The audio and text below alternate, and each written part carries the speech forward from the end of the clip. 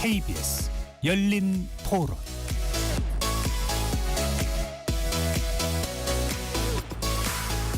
안녕하십니까? KBS 열린 토론 배종찬입니다. KBS 열린 토론 매주 월요일 여야를 대변하는 네 분과 함께하는 여의도 내변인들로 여러분들을 만납니다. 이재명 정부 출범 이후 첫 정기국회 대정부 질문이 오늘부터 4일간 분야별로 이어집니다. 정부의 국정기조와 전국 현안을 놓고 여야의 맞대결이 시작됐는데요. 이 정부 첫 대정부 질문 현안이 무엇일지 정리해 보겠습니다.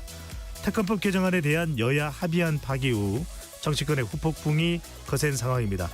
여당 내부는 투톱 간의 갈등이 드러나 파열음이 일고 있고 야당은 강경 대여 투쟁을 선언하고 나섰는데요. 여야 내부 상황도 여의도 내변인들에서 정리해 보겠습니다. KBS 열린 토론 지금부터 시작합니다. 치열한 토론 속에서 더 나은 세상을 찾아갑니다. 올바른 세상을 만드는 첫걸음. 평일 저녁 7시 20분 KBS 열린 토론.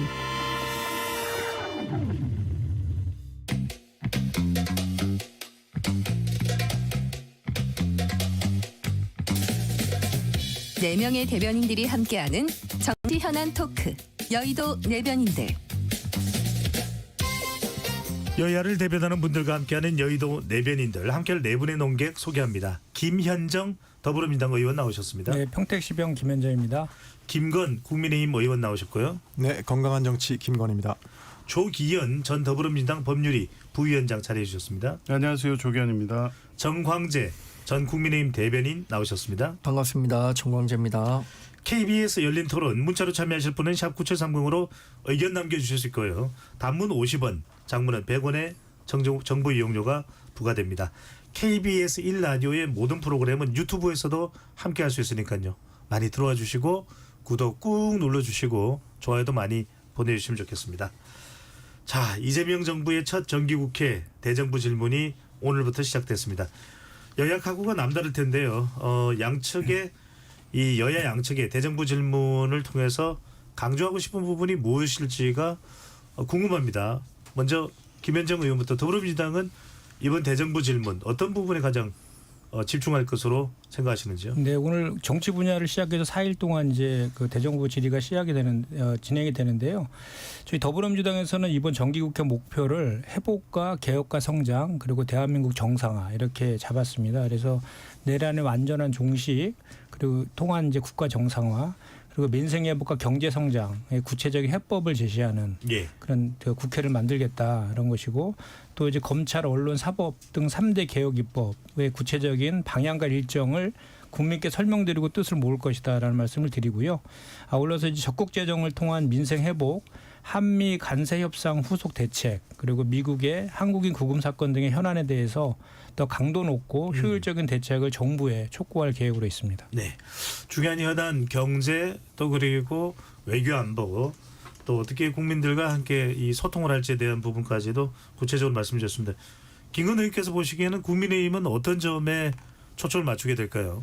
아마 우리 당에서는 이제 현 정부 정책의 문제점을 지적해서 고치는 계기로 삼는 데 주안점을 둘 것 같습니다. 그 외교 분야에서는 관세 협상, 그다음에 한미 정상회담이 아무것도 이룬 것이 없다는 것이 밝혀지고 있지 않습니까? 이런 거의 문제점, 향후 대책 이런 게 많이 논의가 될 것 같고요. 경제 분야에서는 기업 옥죄기하고 그다음에 무책임한 재정 운영 이런 거에 대해서 이런 걸 통해서 지금 경제를 빈사 상태로 몰아가고 있는데 여기에 문제점 지적하고 그다음 개선 방향 이런 거 제시할 것 같고요. 뭐 정치 사회 뭐 이런 거에서는 사법부 장악 통한 상권 분립 훼손 그다음에 야당 탄압으로 인한 정치 실종 상황에 대해서 국민들께 소상히 알리는 기회가 되지 않을까 싶습니다. 그래서 결국 단순한 비판에 그치지 않고 기업과 국민을 살리는 진짜 경제 정책 그리고 민주주의 원칙을 회복하는 대안을 제시하는데 힘을 쏟을 예정으로 있습니다. 네. 자, 이제 하루하루 분야별로 나뉘어서 4일간 이루어질 예정입니다. 조기현 전 부위원장께 이 점 여쭤보겠습니다. 첫날 대정부 질문에서 또 여야가 민감하게 지켜본 이 내용은 바로 정부조직법 개편안입니다. 이 검찰의 조직 개편은 이미 이제 자세하게 설명이 된 바가 있을 거예요. 바로 보안 수사권 이 부분인데 폐지에 대해서 바로 검찰의 보안 수사권이 이제 폐지가 될 것이다. 물론 이제 유예 기간 동안에 더 논의해 본다고는 하지만 이런 야당의 비판, 문제가 있을 것이라는 야당의 비판에 대해서는 어떻게 보시는지요? 일단 검찰청 폐지, 중수청 설치, 공소청 설치와 관련된 정부 조직법 개편안이 9월 25일에 통과가 되면 지금 얘기하는 여러 가지 검찰 개혁의 이제 과제들을 구체적으로 입법하는 과정은 남아 있습니다. 이 논의는 이제 지금 본격화되고 있는 거고요.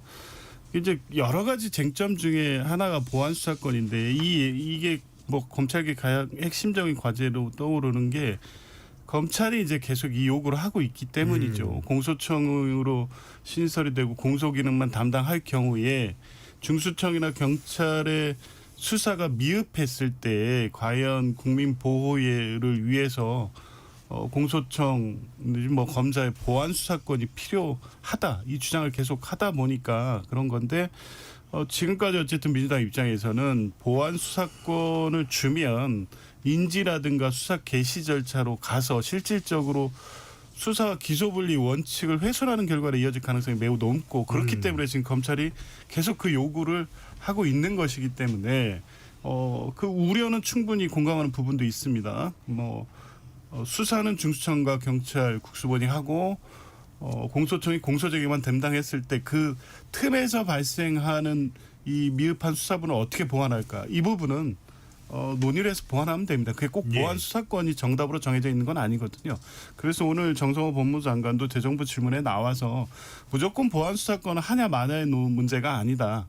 공소 제기 과정에서 공소 유지 그러니까 실제 범죄 혐의자에 대해서 공소 제기를 했는데 재판 과정에서 유죄 입증에 한계가 있어서 수사에 대한 문제가 있다고 공소청이 판단했을 때 이 부분을 어떻게 보완할지에 대한 논의를 잘 하면 되는 거지 이걸 보안 수사권의 유무 문제로 갈 일은 아니다라고 했으니까요.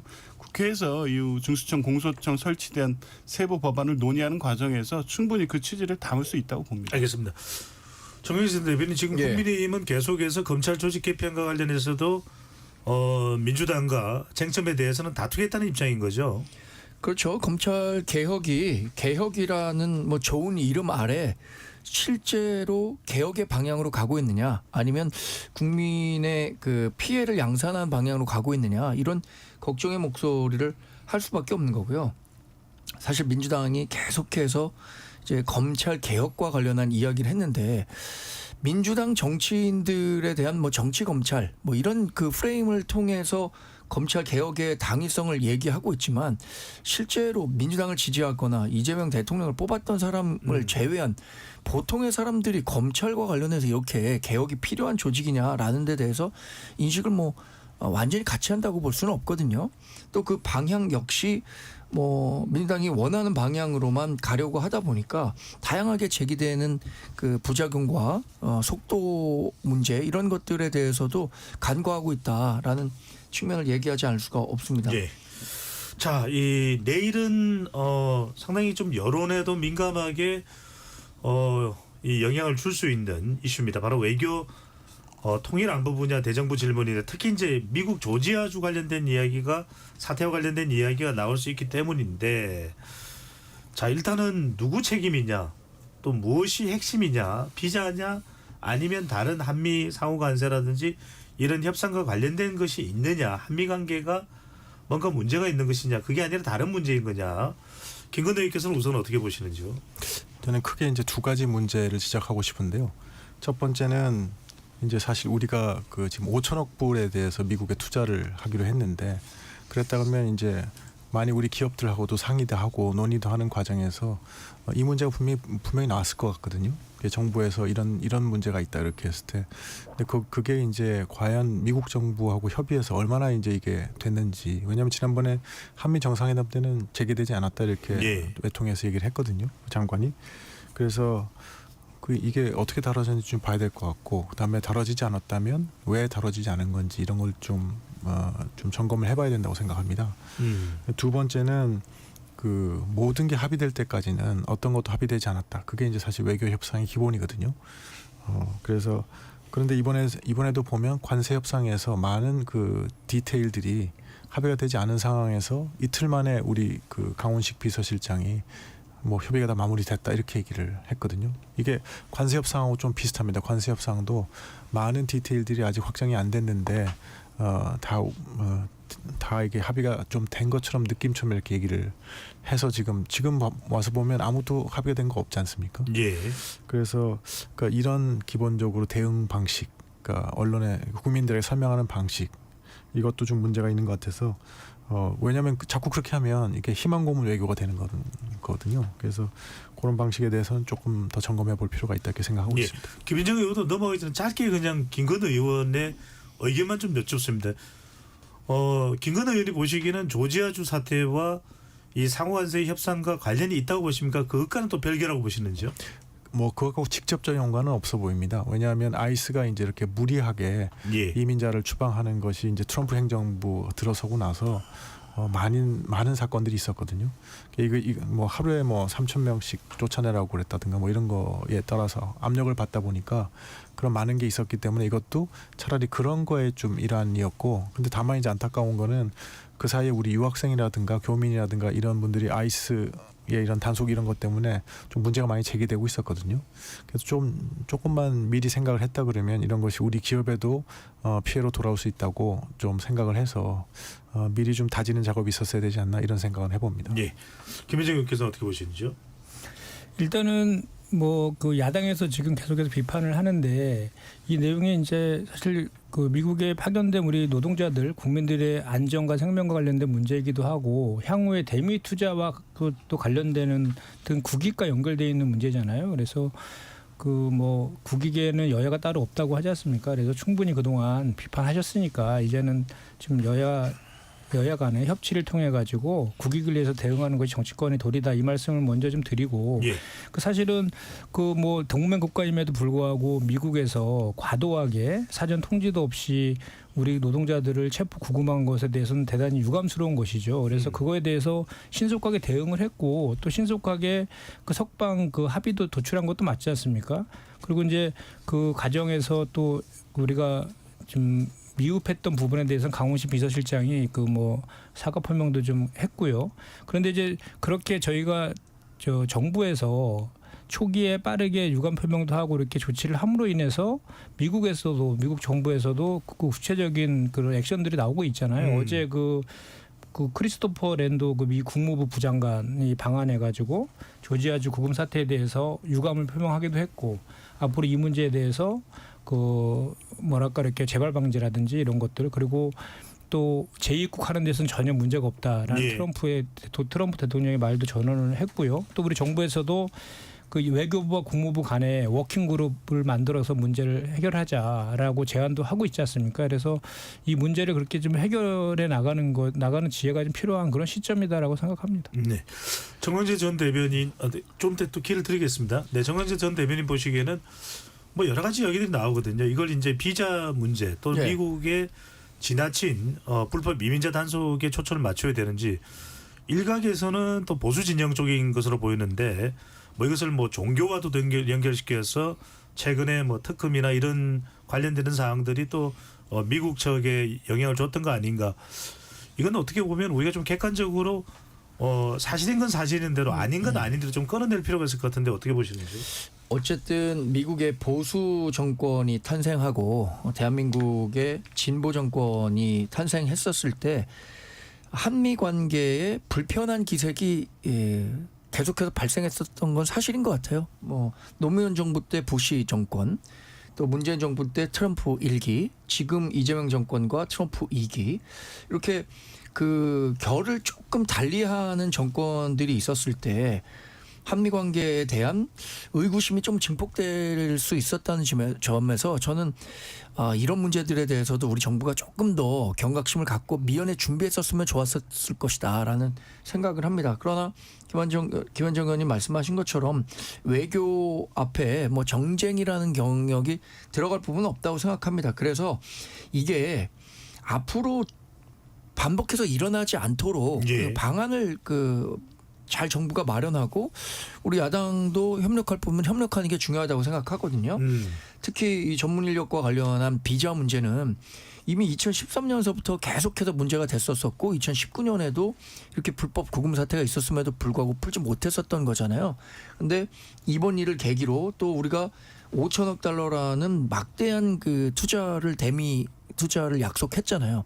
이것과 연계해서 미국 정부의 우리의 그 대미 투자가 미국 경제에 도움이 된다는 점, 또 동맹국으로서 우리가 세계 가치 세계 그 재편 과정에서 전략적 가치가 뛰어나다는 점, 이런 것들을 적극적으로 트럼프 미국 대통령이든 트럼프 미국 대통령을 둘러싼 공화당이든 이렇게 어필하면서 우리가 얻어낼 것들을 빨리 얻어내는 게 중요하겠죠. 네. 조겸 전 부위원장 갔다가 바로 또 김건태 의원으로 가겠습니다. 조겸 부위원장께 여쭤보고 싶은 것이 이 대목입니다. 우리가 때로는 다른 주요 우리의 어떤 경쟁국, 또 일본이나 독일이나 이런 국가들이 우리가 경제 산업적으로는 경쟁국이 되었는데 이런 나라보다 좀 법적 대응이 미진한 거 아닌가. 지금 이번에 316명이 귀국했지만 한 명은 여전히 남아 있거든요. 영주권자인데 체포 구금이 됐다. 또 316명 중에는 상당수의 숫자는 또 B1 비자거든요. B1 비자는 해석하기에 따라서 얼마든지 업무를 할 수 있는데 왜 이런 상황이 벌어졌을까요? 근데 이건 트럼프 행정부의 일방적인 조치죠. 동맹의 정신을 어떻게 보면 훼손한 거죠. 이게 어제 오늘 일도 아니었고요. 법적인 문제라기보다는 그렇죠. 네. 그리고 이걸 법적 문제로 다툴 수도 있는데 그러기 위해서는 구금의 시설에 계속 있는 상태로 해야 되고 이런 문제가 있고, 그러기에는 미국 이민단속국의 이번 조치가 너무 돌발적으로 예상치 못한 상황에서 벌어졌고, 그 열악한 구금 시설에 계속 우리 국민을 방치할 수도 없기 때문에 일단 조속방 석방이 원칙일 수밖에 없었습니다. 이제 그래서 이후 협상 과정에서 이런 문제를 반영해야 되는데, 지금 말씀하신 대로 B1 비자의 실제 미국 국토안보부의 가이드라인 범위에서 예. 합법적으로 이루어졌기 때문에 하나하나 따졌을 때 문제가 안 될 소지가 분명히 있었다고 합니다. 그때 미국 현지 변호사가 구금 시설에 구금된 우리 국민들 한 분 한 분 접견하면서 확인한 바에 의하면 실제 그분들이 한 일이 기계 시운전이라든가 교육이라든가 비원부자의 가이드라인 범위에 있었기 때문에 사실 네. 316명 전체를 봤을 때 합법적 활동을 했을 가능성이 높은 분들이 많습니다. 그래서 이후 협상에선 기존의 이 취업 비자의 쿼터를 확대하는 것도 하나의 방법이고, 예. B1 비자의 어떤 현실적인 가이드라인 범위에서 이 정도의 문제가 다시 발생하지 않도록 지금의 행위를 갖고 이민 단속의 실적을 높이기 위해서 갑자기 이런 식의 단속이 들어오지 않도록 확약을 예. 받는 것도 중요한 거고, 실제 B1 비자의 가이드라인의 어떤 범위를 확대하는 것, 이런 문제를 추후 협상에서 반영해야 될 것 같습니다. 이건 당시 법적 대응을 해서 풀 수 있는 문제는 아니었다고 알겠습니다. 봅니다. 김건태 의원님. 예, 그래서 저도 강조하고 싶은 게 이제 요번에 우리 기업 직원들이 귀환함으로써 이 사태가 끝났다고 생각하면 곤란할 것 같습니다. 이제 시작이라는 마음으로 앞으로 여러 가지 지금 하나의 계기가 되지 않았습니까? 미국 내에서도 이 문제에 대해서 많은 의견들이 생겨나고 있으니까 예. 필요한 새로운 비자 종류를 만든다든가 아니면 아까 말씀드린 그 Partners with Korea Act라든가 이런 전문직 비자 법안을 통과시킨다든가 하는 이런 노력으로 이어져서 예. 꼭 결실을 맺어야 될 것 같고요. 또 하나는 이제 또 역지사지로 또 우리가 생각해봐야 될 건 뭐냐면, 이번에 조지아에서 우리 국민들이 당하는 처지를 보면서 우리가 많이 마음속으로 화도 나고 그러지 않았습니까? 예. 왜 저렇게밖에 못하지 모르겠는데, 마찬가지로 우리도 우리 법 집행에 있어서 가령 좀 이런 면에서 좀 신경 써야 될, 대외 관계에서 좀 신경 써야 될 면들은 좀 신중하게 그렇게 갔으면 좋겠다고 합니다. 지난번에 네. 오산기지 그 특검이 하고 그런 거에 대해서는 미국 내에서 또 그런 반응이 있지 않습니까? 그래서 이거는 동맹을 무시하는 처사다 이런 게 있으니까 또 서로 그런 측면에는 좀 신경을 써 가야 된다고 생각합니다. 알겠습니다. 중요한 이슈라서 김희정 의원께 한 질문만 더 하겠습니다. 왜냐하면 또 경제 전문가시도 하고요. 이번에 상당히 중요한 이슈 중에 하나가 일본은 여하튼 25%에서 자동차 분야는 15%가 돼서 오늘 또는 내일쯤에 시행에 들어간다고 그럽니다. 기자회견에서 이재명 대통령이 국익에 우선한 협상을 해야 된다. 우리가 손해보는데 서명할 수는 없는 거 아닌가. 많은 국민들도 공감할 겁니다. 근데 당장에 이 기업에는 부담이 될 수밖에 없는, 우리는 여전히 자동차가 25% 관세를 내면 주요 경쟁 차량 생산국인 일본과는 경쟁할 수밖에 없는 구조이기는 하거든요. 이 부분은 어떻게 좀 우리가 검토하고 좀 대응을 해 나가야 될까요? 일단 그와 관련해서는 그 미국의 싱크탱크인 경제정책연구센터의 그 선임 경제학가인 딘 베이커가 한 말에서 예. 답이 있는 것 같아요. 한일 협의를 수용하는 것은 어리석다. 이런 얘기를 했거든요. 그게 무슨 말이냐면 지금 말씀하신 것처럼 관세가 지금 25% 적용되기 때문에 그 기업한테는 타격이 있는 건 사실이에요. 그럼에도 불구하고 그것 때문에 3,500불, 최대 5천억 불에 달하는 뭐 700조에 달하는 것을 그냥 그 투자의 조건이 무조건 미국이 정한 방식, 시기, 분야에 대해서 무조건 해야 된다라는 조건이 있는 거예요. 일본이랑 똑같이 하라라고 상무장관이 빨리 관세를 내든지 합의안에 서명하라 이렇게 지금 우리한테 강요하고 있는 거 아닙니까? 예. 그거 관련해서 그렇게 이제 미국에 있는 싱크탱크에서도조차도 그렇게 판단한다는 것이죠. 그래서 이와 관련해서는 철저하게 정말 국익 중심의 실용외교적인 측면에서 접근해야 된다라고 생각을 하고 지금 그래서 이재명 대통령도 그런 차원에서 우리가 지금 급하게 뭐 서명하는 것이 중요한 것이 아니고 그 구체적인 투자 요건이라든지 뭐 원리금 그 상환이라든지 이런 것들을 우리 국익에 도움되는 거로 정해진 이후에 서명을 해야 된다라고 지금 밝히고 있는 거거든요. 예. 지금 실제로 우리가 지금 이번에 대미 투자로 합의했던 3,500억 불이 486조 아닙니까? 그것이 우리 외환보유국의 84%에 해당한다고 합니다. 그리고 또 그 투자와 원리금 상환대까지는 50대 50으로 서로 배분을 하고 한국과 미국이 그리고 투자금을 다 상환하게 되면 90%의 이익을 다 미국이 가져간다는 거예요. 이거는 뭐 사실 투자가 아니라 거의 뭐 약탈 수준 아닙니까? 예. 이런 상황에서 그 합의안에 덜컥 서명하는 것은 저는 그것은 맞지 않다라고 생각하고 이런 식으로 가면 외환 시장이 붕괴될 수 있거든요. 그런데 일본 같은 경우에는 이제 중기축 통화국이기도 하고 미국과는 무제한 통화 스와프가 체결되어 있거든요. 예. 우리나라는 준기축 통화국도 아니고 또 이렇게 통화 스와프가 체결돼 있지도 않아요. 알겠습니다. 그런데 이제 일본 같은 경우에는 한국의 GDP 규모도 한국보다 2배 이상이고 또 외환 보유액도 3.2배 정도 된다고 하거든요. 그래서 우리 정부에서는 이 관련해서 일단은 그 미국한테 우리도 일본처럼 그러면 그 무제한 통화 스와프를 체결하자라고 지금 제안해놓고 있는 상태인데 그거는 아주 협상을 잘 하고 있다라고 저는 생각하고 예. 어쨌든 앞으로 이와 관련해서 좀 난항이 좀 예상이 되는데 워낙 그 트럼프 대통령이 그 비즈니스 관점에서 접근하고 어디로 튈지 모르는 스타일이기 때문에 그럼에도 불구하고 우리가 무작정 국익에 반함에도 불구하고 그냥 그 시간에 쫓겨서 협약하는 것은 그건 온당치 않은 방법이라고 생각합니다. 알겠습니다. 짧게 한 말씀 하시죠, 김 교수님. 뭐 짧게는 안 될 것 같고요. 일단 우리 전략이 조금 잘못됐던 것 같습니다. 왜냐하면 매를 늦게 맞으려고 그랬거든요. 매를 먼저 맞는 게 더 나은 측면이 있었는데 우리 김민석 총리께서 최고위원 때 시간은 우리 편 뭐 이런 얘기도 하시고 예. 자꾸 미루면 뭐가 될 것처럼 하셨는데 그러다 보니까 우리가 일본 EU 다 하고 하니까 자꾸 몰리게 되고 또 일본 EU가 그러니까 일본이 한 협상의 결과가 우리를 옥죄게 되고 이런 결과가 지금 나타나고 있거든요. 그래서 그건 지금은 이미 이렇게 됐기 때문에 이제는 좀 버틸 수밖에 없는데 우리 김현정 의원님 말씀하신 것처럼 우리가 버틸려면 세 가지가 필요합니다. 첫째가 뭐냐면 우리 기업이 버텨줘야 되는 거거든요. 그럼 기업을 지원해야 되는데 지금 뭐 더 센 상법, 노란봉투법 이렇게 하고 있으면 기업이 못 버티게 되면 그럼 우리 경제에 큰 구멍이 나거든요. 그래서 기업을 우리가 잘 지원해야 되겠다는 게 첫 번째고 예. 두 번째는 야당을 존중하셔야 됩니다. 왜냐하면 사실 이런 게 어떤 대외관계의 어려움이지 않습니까? 대외관계 어려움을 극복하는데 가장 중요한 게 우리나라 전체가 협치를 하고 여야가 하나가 되는 거거든요. 예. 그래서 그거 신경 써주셔야 될 것 같고 세 번째가 제가 봤을 때는 어떤 국내적인 요소가 이런 대외 협상에 좀 영향을 미치지 않도록 아까 말씀드린 오산기지 문제 이런 게 자꾸 한미간 협상이 좀 문제점으로 대두되지 않습니까? 그런 거는 우리가 좀 주의해야 되겠다 그런 생각이 듭니다. 알겠습니다. 자, 이제는 이야기를 사법부로 가봐야 될 것 같습니다. 자, 지금 조희대 대법원장에 대한 사퇴 요구가 여당으로부터 나오고 있는데요.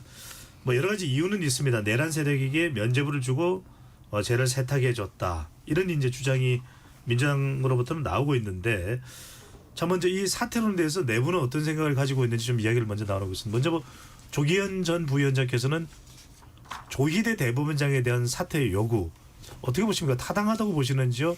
좀 과하다고 보시는지요? 일단 사퇴 촉구까지 나오게 된 데에는 조희대 대법원장과 사법부가 이런 상황을 자초한 면이 있다. 이건 분명합니다. 이게 사퇴 요구까지 이게 어제 오늘 그냥 갑자기 나온 건 아니거든요. 예. 사법부의 독립성 침해를 지금 이제 대법원장이 얘기하고 있지만 스스로 그런 상황을 만들었잖아요. 대표적으로 지기현 재판부의 윤석열 전 대통령에 대한 구속 취소 결정. 전례가 없습니다. 구속 그 기한을 시간으로 계산한 사례가 없었다니까요. 그리고 그 이후에도 그 결정이 그렇게 이 정적으로 중요한 이슈가 됐음에도 불구하고 어떤 검사도 지금 시간으로 계산해서 구속기한 계산하지 않습니다. 네. 그럼 뭐냐면 윤석열 전 대통령의 석방을 위한 법정이었다고 볼 수밖에 없기 때문에 이건 법관이 헌법과 법률에 의해서 양심에 따라 판단한 게 아닌 다른 정책 배경이 있었다고 볼 수밖에 없었고요.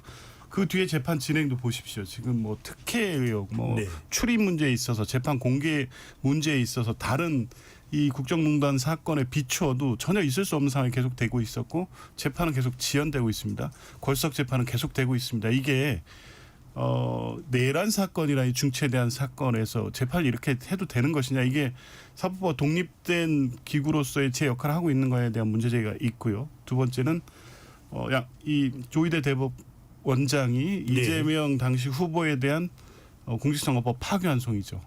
9일 만에 절차가 진행됐습니다. 이런 일 없습니다. 아무리 말도 안 되는 상고를 하더라도요.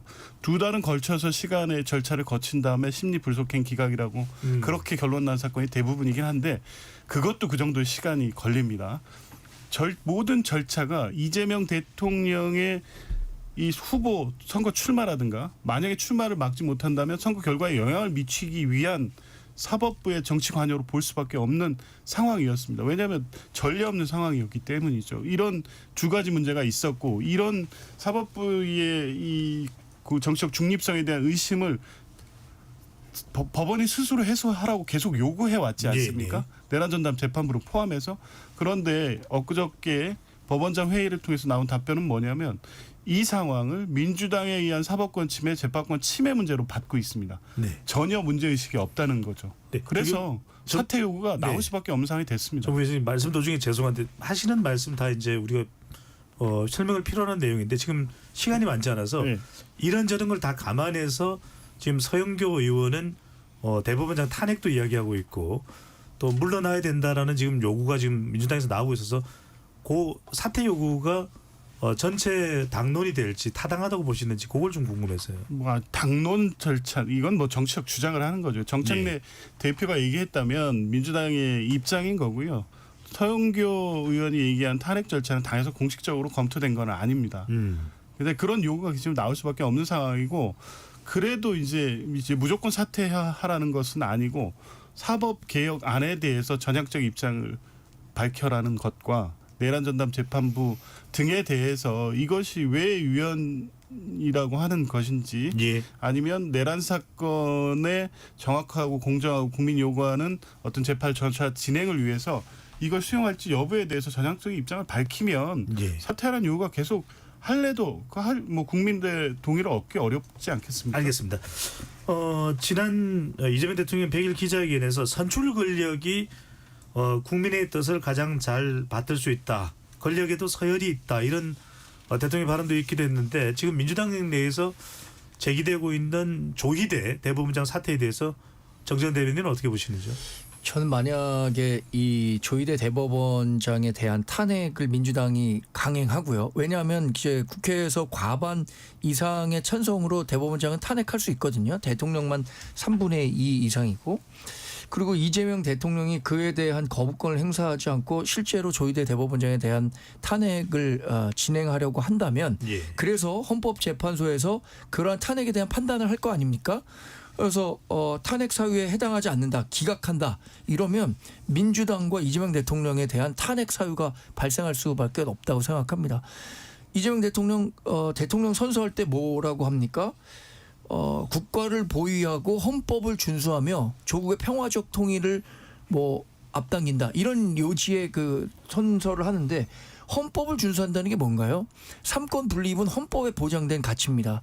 그런데 지금 본인들의 의사에 반한다고 해서 탄핵 사유에 이르지 못하는 조희대 대법원장에 대한 네. 탄핵을 강행한다면 그야말로 반헌법적인 사고고 그에 대한 정치적인 책임을 져야죠. 정치적 책임뿐만 아니라 저는 사법적 책임까지 함께 물어야 한다고 생각합니다.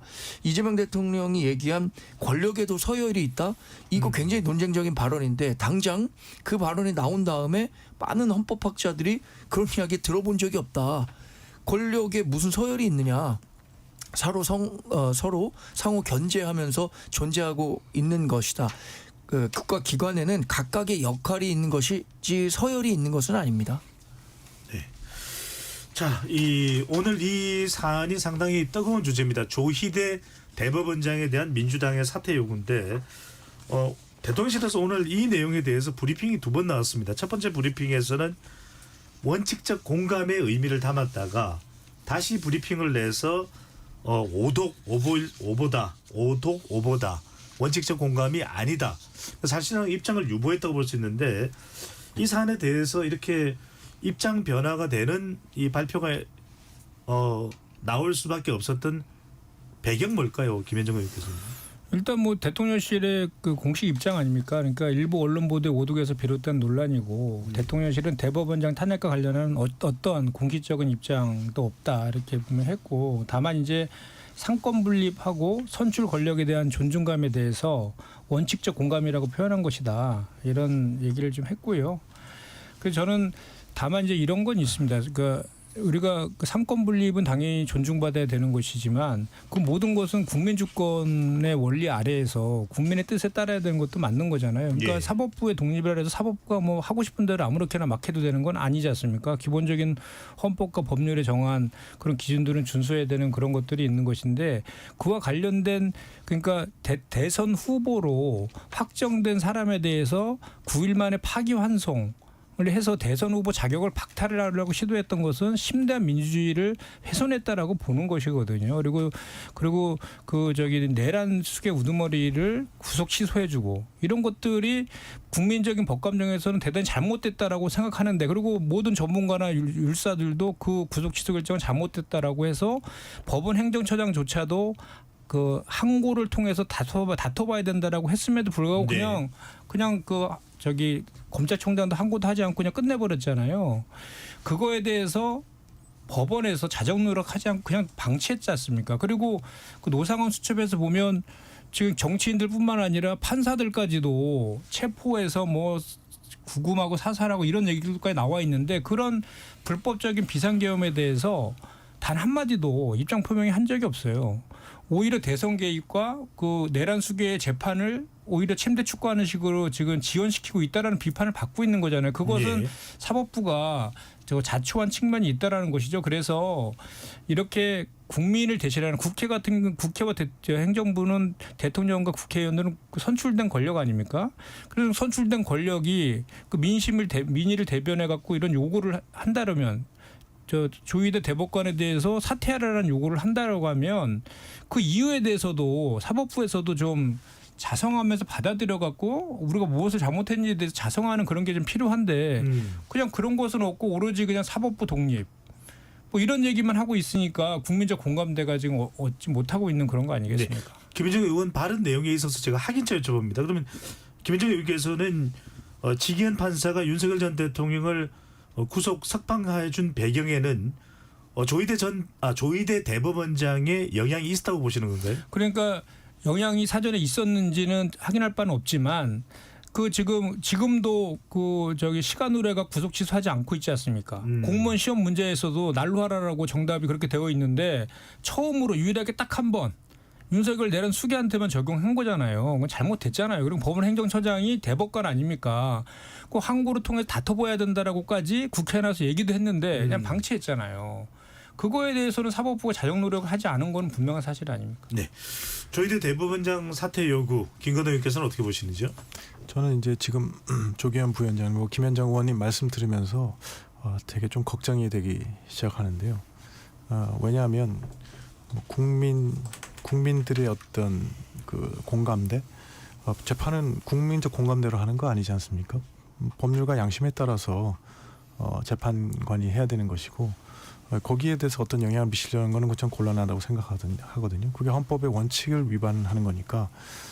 그래서 지금 사실 우리 공직선거법, 우리 이재명 대통령에 대한 공직선거법 2심 선고 때 저하고 김현정 의원님이 같이 방송을 하고 있었습니다. 근데 사실 제 입장에서는 거기서 뭐 무죄가 나오리라고는 상상도 못하는 판결이 나와서 어떻게 이런 판결이 있느냐고 이제 뭐 지금 흥분하시듯이 저도 흥분이 됐지만 그렇지만 이거는 결국은 그럼 대법원에 가서 다퉈봐야 될 사안이다. 대법원에서 현명의 판단에 주려 믿는다. 그렇게 코멘트를 하고 말았거든요. 그래서 법원의 판결에 대해서는 일단 승복하는 것이 네. 우리가 이 소위 말 삼권분립의 민주주의 체제를 지키는 길이 아닌가 그렇게 생각합니다. 예. 자, 이 이슈 하나 마저 좀 얘기를 해봐야 될 것 같습니다. 내란 재판부 설치를 둘러싸고 이제 법조계 또 야당에서는 지적을 하고 있는데요. 조기현 전 부위원장께 여쭤보겠습니다. 네.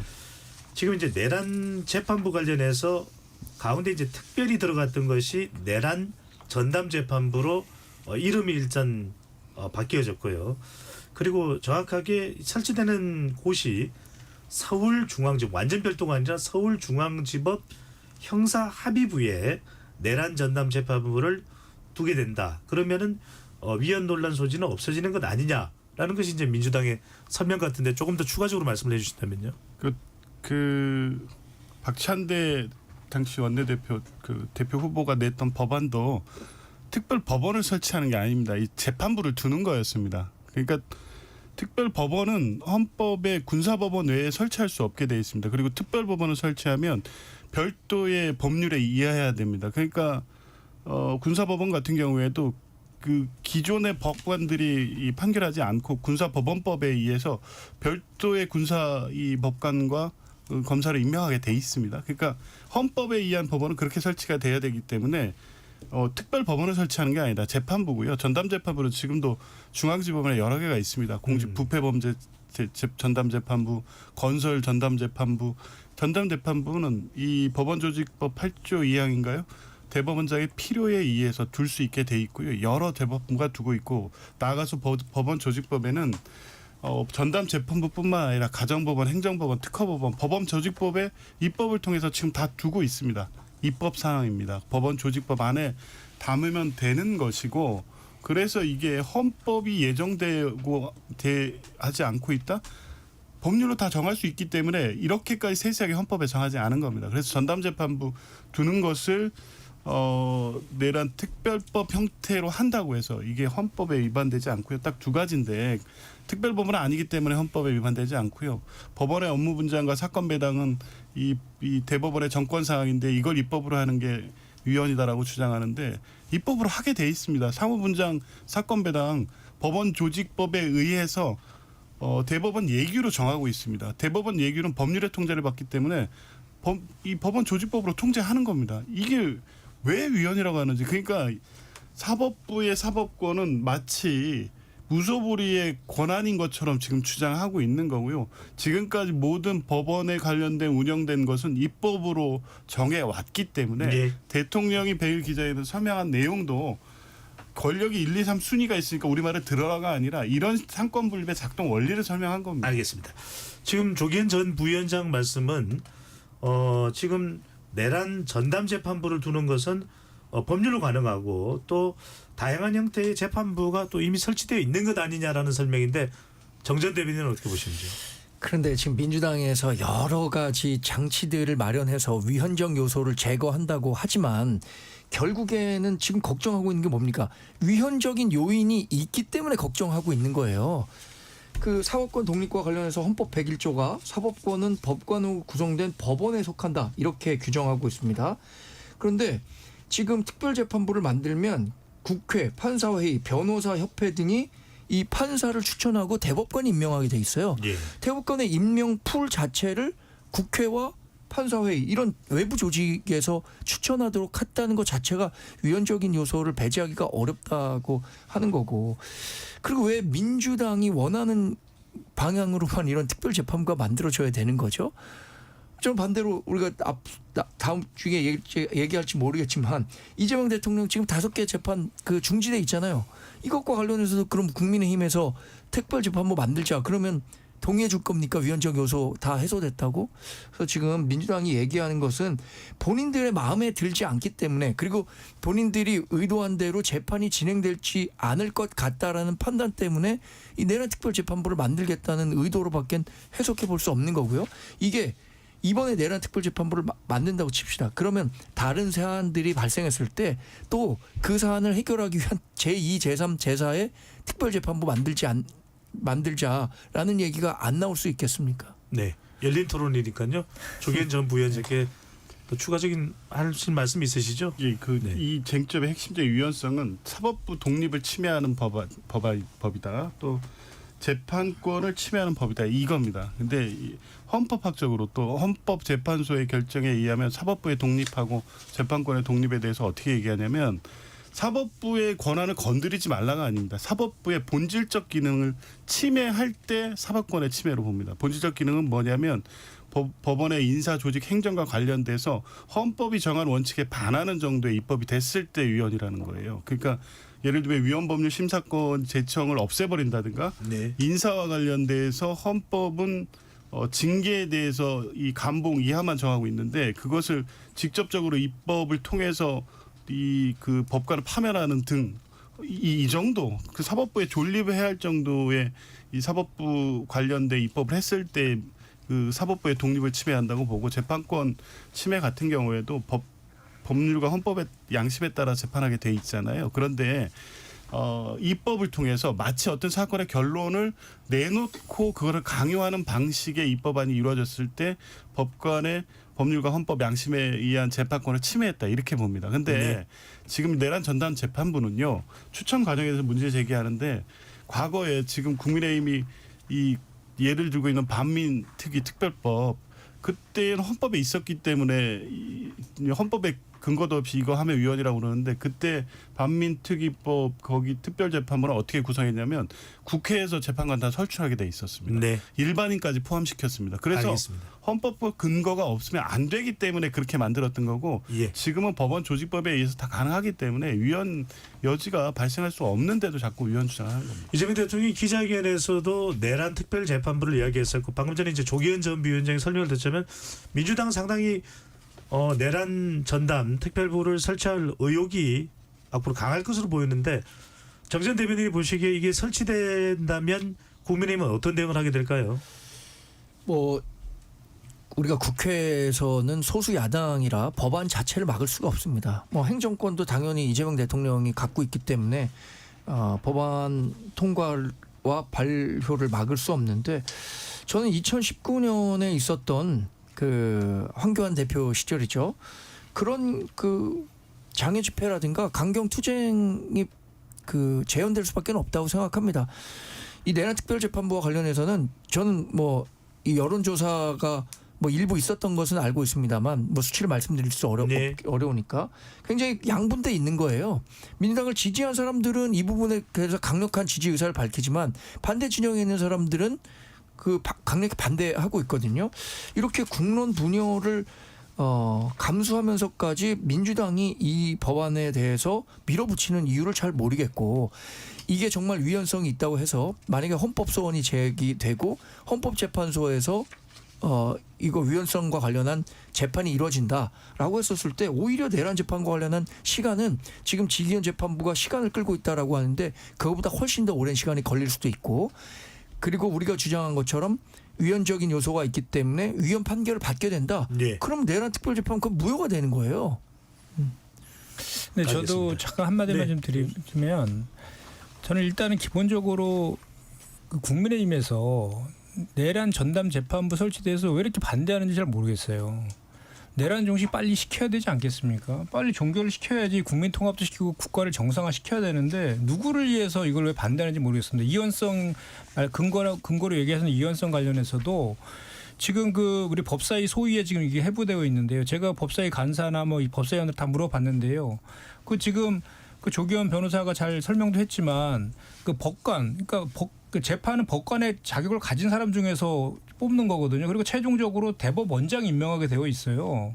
그 지금 우리 헌법에도 그렇게 되어 있잖아요. 헌법이 어디에서 이원인지를 모르겠다. 지금 좀 전에 우리 저기 그 정 대변인께서 얘기한 것처럼 예를 들어 추천 인사에 국회가 들어가고 뭐 헌법 그 저기가 들어가고 변호사회가 들어가서 그것이 이원적 요소가 있다라고 하는데 그조차도요 이원은 아닌데 그럼에도 불구하고 정치적 논쟁의 대상으로 삼으니까 그조차도 수정하겠다라는 그 저 의사까지 있다는 거 아닙니까? 우리 법사위원들도 그러니까 그 차라리 그렇게 이원적 요소가 있다라고 하면 내란 종식을 빨리 종식해야 된다는 거에 대한 동의가 된다고 하시면 그 이원성 요소가 있는 거에 대해서 구체적으로 얘기하셔서 그걸 제거하면 되지 않습니까?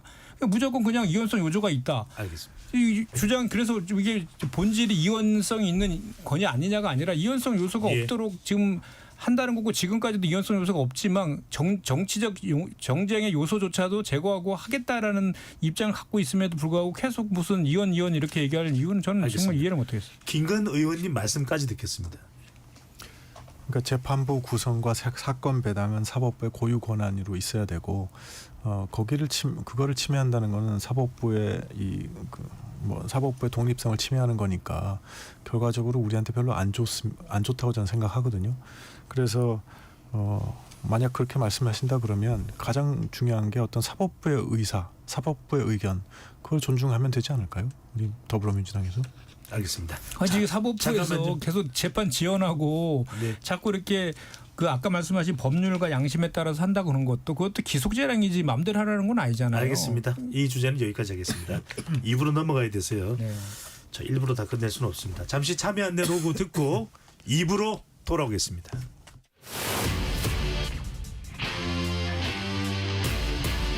토론에 정답은 없습니다. 토론이 세상을 바꿀 수도 없습니다. 하지만 질문은 새로운 세상을 만들 수 있습니다. 질문으로 올바른 세상을 만드는 첫걸음 KBS 열린 토론.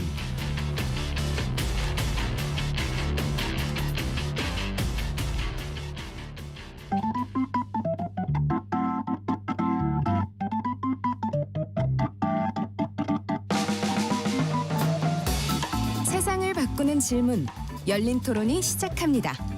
KBS 열린 토론은 언제나 열려 있습니다.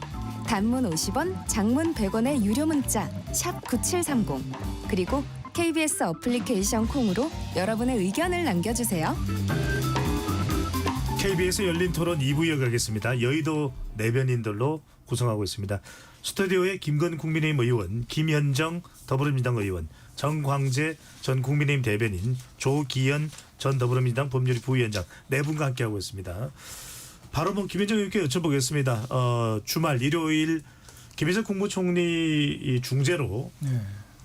김병기 원내대표와 정청래 대표가 만났습니다. 이른바 최근에 이 합의문 파기와 관련해서 특검 관련 합의 파기와 관련해서 병청 갈등이 이야기되고 있습니다. 김병기, 정청래 두 사람 간의 갈등인데 박수현 의원은 100% 갈등이 봉합됐다라고 이야기를 하고 있습니다만 화면을 지켜본 일각에서는 또는 그 비율에 따라서는 아니다. 갈등의 시작이다 이런 이야기가 나옵니까? 정확하게 어떻게 됩니까? 갈등은 봉합됐다고 저는 보죠. 네. 솔직하게요. 예.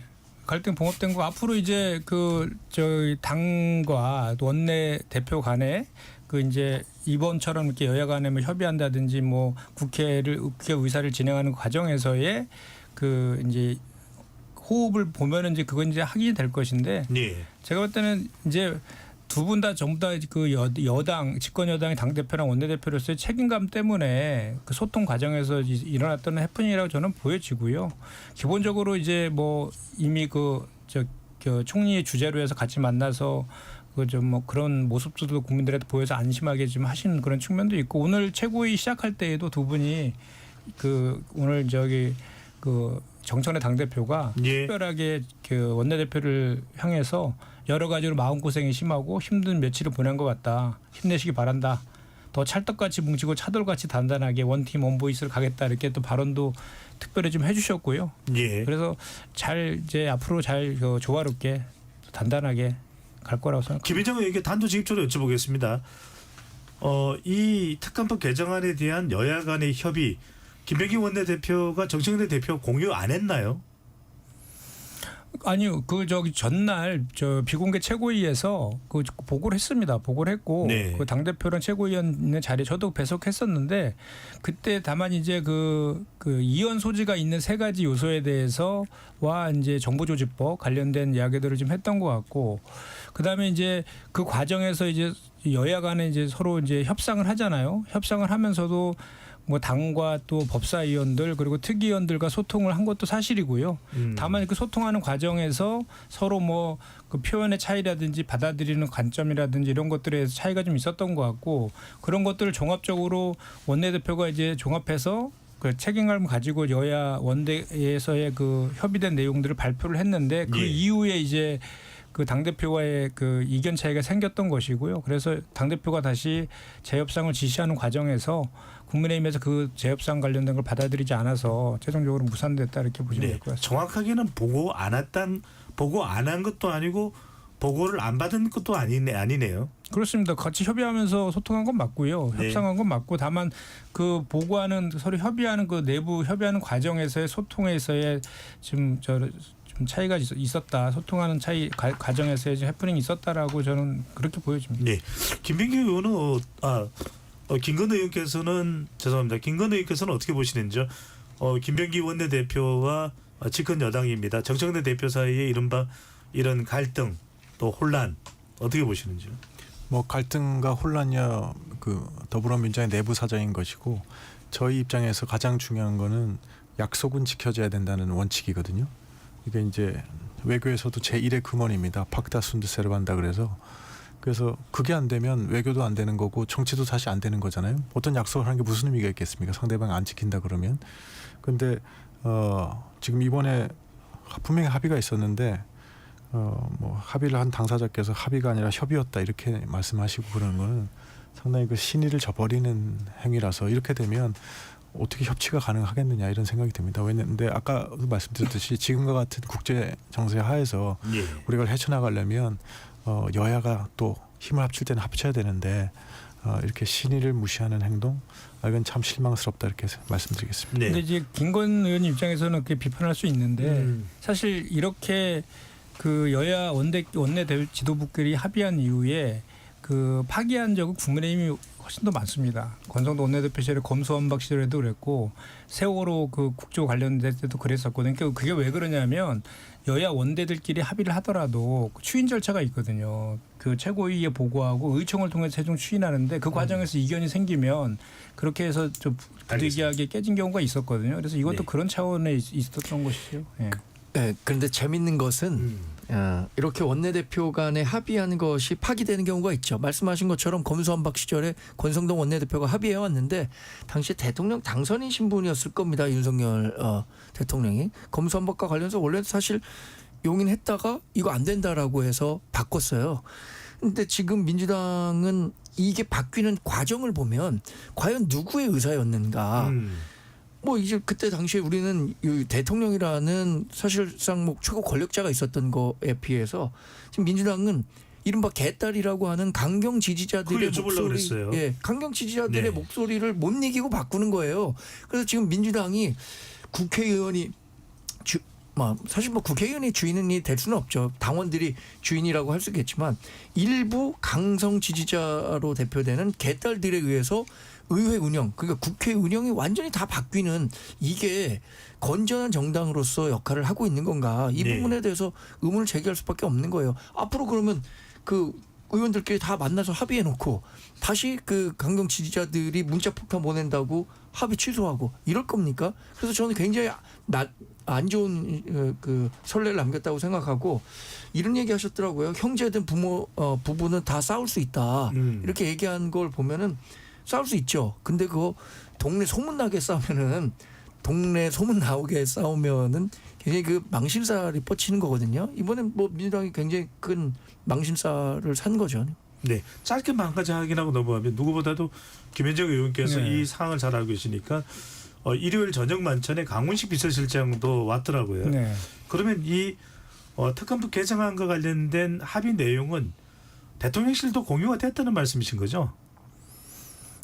아니 그 이제 그 과정에서 소통하는 과정에서는 보고받은 적이 없다라고 대통령께서 이제 확인을 해주셨으니까. 네.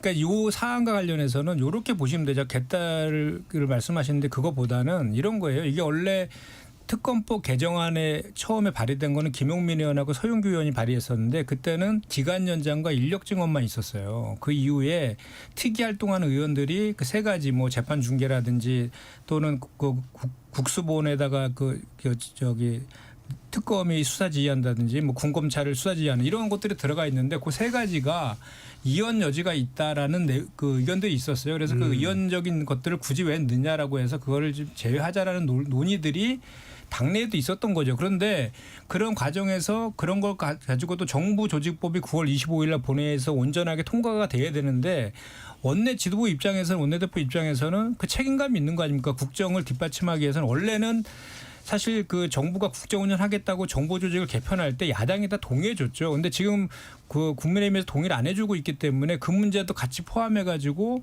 그 정보 조직법도 온전하게 통과시켜야 되겠다는 책임감이 원내대표한테 강하게 있었던 것 같고 당 대표 입장에서는 그 이제 법사위원들이라든지 이렇게 그 내란 종식하고 이런 정보 조직법보다는 내란 종식을 온전하게 하는 것이 더 중요하다는 관점을 갖고 있었던 것 같아요. 그런 네. 사이에서 이제 그 여야 간에 그 협의된 내용을 보고를 하니까 그 보고된 내용을 보고 이제 당 대표께서는 그거에 대해서 이제 이견을 제시한 거죠. 그래서 이견을 제시해서 그 다시 이제 의총을 통해 가지고 저희가 이제 수정안을 발의하게 된 그런 내용이죠. 그래서 알겠습니다. 네, 관점에 따라서 보면은 네. 그 책임감 때문에 그랬던 측면이 사실은 많이 예, 있습니다. 제가 알고 싶었던 건 공유했는지 여부가 궁금해서요.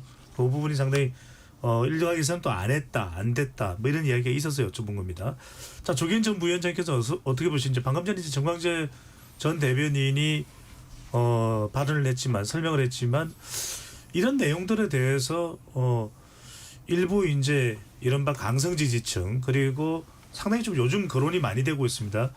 각상은 의원도 이 부분에 대해서 지적을 하고 나왔는데 김어준 씨 이런 영향력에 의해서 이런 압박에 의해서 합의가 파기되고 또 더 강력한 요구로 돌아선 거 아닌가라는 이런 설명에 대해서는 어떻게 보시는지요? 실제 그런 힘이 작동하고 있습니까? 아니면은 지나친 해석입니까?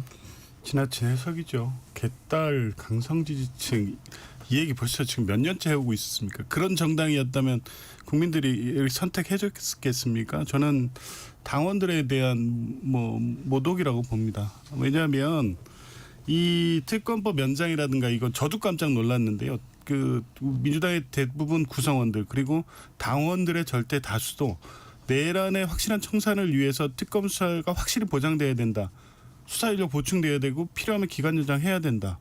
기본적으로 다 동의하는 입장입니다. 다만 그중에 그런 합의가 나왔을 때 적극적 의사표출을 하시는 분들이 있죠. 이분들을 따로 떼내서 개딸 강성 지지층 그 소수가 뭐 마치 여론을 다 움직이고 의원들이 그에 뭐 다 따라다니는 것처럼 이렇게 얘기하는 것 자체가 사실에도 부합하지 않고 실제 그렇게 운영되지도 않는다라는 말씀을 드리고 싶고 이런 분들 이렇게 비판을 해도 이게 민주당 안에서 의원들에게 크게 영향을 미치지 못하는 게 적극적으로 의사표출을 하고 적극적인 정치 행동을 하시는 분들이 있습니다. 이런 부분들이 열성 당원이죠. 그런데 이런 분들이 결국에 비상계엄 터졌을 때 목숨이 위태로운 상황까지 감내하고 국회로 달려오신 분들이에요. 그리고 민주당이 위태로울 때 와서 지켜주신 분이고 선거 때 적극적으로 나와서 당선을 위해서 뛰시는 분들입니다. 이런 분들은 당연히 적극적으로 목소리를 내죠. 그런데 그렇다고 해서 그런 분들의 목소리, 소수의 목소리가 전체를 대변하고 과다평가돼 있다? 그렇지 않고요. 민주당 전체 다수 당원들의 의사와 이에 따른 결정 과정이었다. 이렇게 봅니다. 네.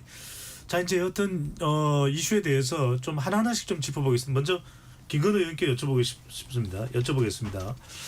주말에 장동혁 국민의힘 대표가 부산을 향했습니다. 가서 이 손현보 목사 구속 이후에 그 교회 예배에 참석을 했고 종교 탄압이다 이렇게 또 주장을 하기도 했고 그 외에 또 부산에서 민생 행보를 했습니다.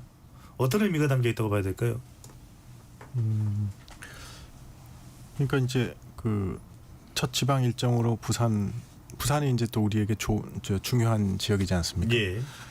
그래서 이제 부산에 간 거고 그다음에 이제 선현보 목사께도 최근에 구속된 상태이지 않습니까? 근데 이건 좀 약간 과도한 구속이다 이런 느낌이 많은 국민들이 갖고 계신 거죠. 그래서 거기에 대해서 그 교회 예배 참석해서 이것이 종교 탄압일 수 있다는 말씀을 하신 것 같고 그다음에 그렇지만 이제 종교 탄압이 이제 뭐 미국의 구금 사태와 연결되어 있는 거 아니냐 뭐 이렇게 얘기하시는 분도 있는데 저는 뭐 그렇게는 보지 않고요. 다만 이제 지금 그 우리 순복음교회 목사님 이영훈 목사님이나 아니면 극동방송 김정한 목사님처럼 그 미국의 교계에서도 존경받는 그런 분들이 지난번에 어떤 특검의 과도한 수사를 받는 바람에 좀 이분들이 지금 현재 트럼프 행정부를 대응할 때 우리 정부 여당에 가장 큰 도움을 줄 수 있는 분이거든요. 그래서 이런 분들이 차라리 도리어 이것이 어떤 부정적인 영향을 미치는 상황이 됐으니까 이런 거에 대해서는 우리가 분명히 주의를 해야 되겠다 그런 생각 갖고 있습니다. 네. 김현정 의원께 이거 좀 확인하겠습니다. 최근에 이제 어떻든 간에 저떻든 간에 병청 갈등 이야기 또는 대통령과 정청래 대표 사이의 명청 갈등 이야기 더군다나 이제 또 범여군으로 분류되는 조국 전 대표 비대위원장이죠. 상황까지 그렇게 썩 상황적으로 정치적 상황이 지금 순탄하게 돌아가는 것만 아니거든요. 그런데 문재인 전 대통령이 이낙연 전 총리를 만났습니다. 그것도 화기애애하게. 그러다 보니까 문재인 정부에서 법무부 장관을 맡았던 추미애 의원도 비판하고 이현주 의원도 비판하고 이 장면은 어떻게 해석을 해야 될까요? 저는 과거에 이제 대통령과 국무총리를 같이 했었잖아요. 그런 관계로 찾아가신 것 같은데 두 분은 여전히 뭐 정치에서는 은퇴했지만 엄연한 공인이잖아요. 근데 이제 저는 이낙연 그 세밀의 상임고문이 대단히 부적절한 행동을 했다. 그 사진을 공개한 것은 그렇게 생각을 합니다. 왜냐하면 우리 이미 그 이낙연 전 총리 같은 경우에는 지난 대선에서 윤석열과 김문수 후보를 지지하지 않았습니까? 그래서 이미 돌아올 수 없는 강을 더불어민주당에서 건넜는데 거기에도 문재인 대통령이 찾아가서 문재인 대통령과 찍은 사진을 올리는 것은 자기 정치에 전 대통령을 이용한 것으로밖에 저는 보여지지 않거든요. 그래서 한때는 그래도 더불어민주당에서 총리뿐만 아니라 국회의원 사선에 전남도지사의 당대표까지 역임하신 분인데 너무 좀 안타깝고 좀 그렇습니다. 잠깐 말씀 도중에 죄송합니다. 그런데 지금 이현주 의원이나 추미애 의원의 비판의 대상은 이낙연 전 총리보다는 대통령 쪽이거든요. 이건 어떻게 해석을 해야 될까요? 그러니까 왜 이용당하냐 이거죠. 자기 정치하려고 본인 와서 이렇게 하는데 그렇게 하지 말라고 예. 좀 따끔하게 하고 이렇게 해야 되는데 거기 자꾸 이렇게 이용을 당하냐 이런 취지에서 그걸 오히려 뭐 어떻게 보면 좀 그냥 뭐랄까 이렇게 눈 감아준 거 아니냐 이런 식의 관점에서 비판하신 것 같은데 그런 것까지는 안 것 같고요. 원래 성품이 되게 온화하시잖아요. 그래서 예. 그냥 제 생각에는 당하신 것 같습니다. SNS에 추미애 의원이 이런 글을 올렸습니다. 매를 불편해하면 아랫사람에 의해 교활하게 이용당한다. 문정부에서 법무부 장관을 하셨는데 네. 자, 하여튼 뭐 그냥 김현정 의원께서 상황을 설명을 해 주셨습니다. 자, 이 조경 전 부위원장께 이거 좀 여쭤보겠습니다. 오늘입니다. 오늘 이제 6년간 걸렸던 이 패스트트랙에 대한 판결이 내려졌는데 나경원 의원의 2년 징역형이 구형이 됐거든요. 이게 일단 패스트트랙은 500만 원 이상이면 국회의원직을 상실할 수도 있는데 그것보다는 이걸 먼저 여쭤봐야 돼요. 아직 이제 뭐 상고심도 남아 있는 것이니까요. 이렇게 되면 법제사법위원회 간사 임명은 어떻게 되는 겁니까? 그러니까 더 안 된다는 논리가 강해질 수밖에 없죠. 그러니까 이해충돌 문제가 첫 번째 있었고요. 예. 두 번째는 그 오선의 나경원 의원을 법사위 간사로 내정한 건 법사위가 어차피 이 의결 정적 수로 안 되니까 막을 수 없는 거를 정치 투쟁의 장으로 삼아서 건건이 그런 방식으로 이 법사위를 활용하겠다는 의도였기 때문에 두 가지 다 적격 부적격 사유에 된다고 봤는데 오늘 검찰의 구형 뭐 아직 선고는 아닙니다만 2년 구형이면 심각한 거고요. 근데 이 구형 자체가 문제가 아니라 예.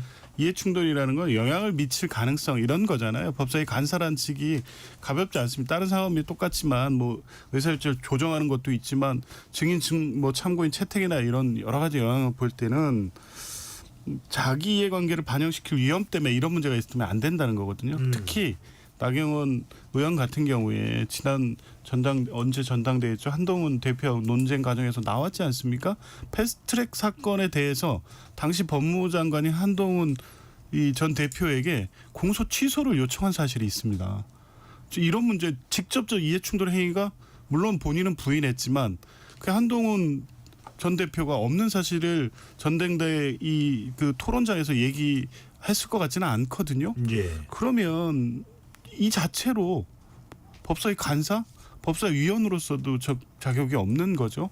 다만 오늘 뭐 김용민 간사나 이런 분들은 다른 방송에 출연해서 여야관계에서 좀 원활하게 하기 위해서 그러면 나경원 의원이 이런 이해충돌의 소지에 대해서 문제없게 공정하게 객관적으로 간사로서의 직무를 수행했다는 것을 보여줘야 되는데 지난 며칠간 법사에 출석해서 보여주는 태도는 우려만 더 커진 거죠. 알겠습니다. 자, 요거 하나만 더 얘기를 좀 나눠볼까요? 이 정광재 전 대변인이 좀 내용을 파악하고 있을 것 같아서요.